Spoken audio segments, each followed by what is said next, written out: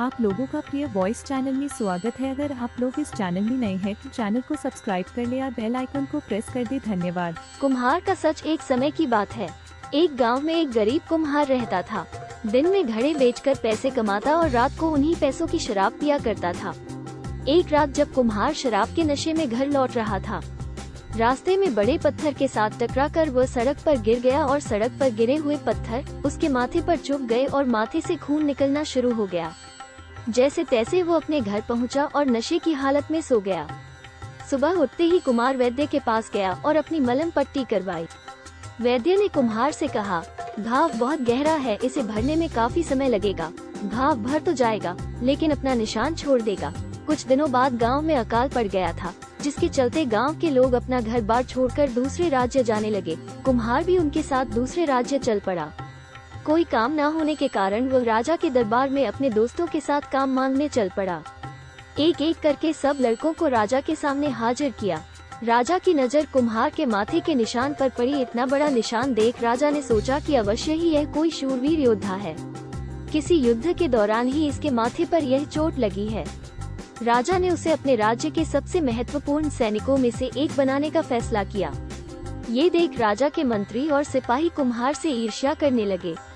कुम्हार ने भी बड़े पद के लालच में राजा को सच नहीं बताया।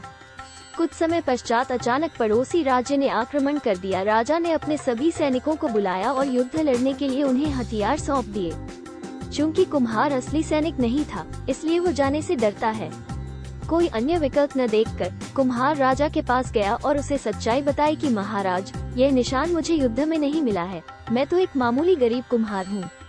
एक दिन जब मैं शराब पीकर घर आ रहा था तो रास्ते में बड़े पत्थर के साथ टकराकर मैं सड़क पर गिर गया और सड़क पर गिरे हुए पत्थर उस माथे पर चुभ गए, जिससे घाव गहरा हो गया और यह निशान बन गया।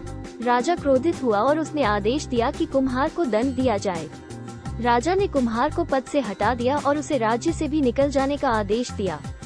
कुम्हार ने राजा से निवेदन किया कि वो युद्ध लड़ेगा, लेकिन राजा ने उसकी एक बात भी नहीं सुनी और राजा ने उसे कहा कि तुम में एक सैनिक होने के गुण हो सकते हैं, लेकिन तुमने छल किया और कपट से यह पद पाया।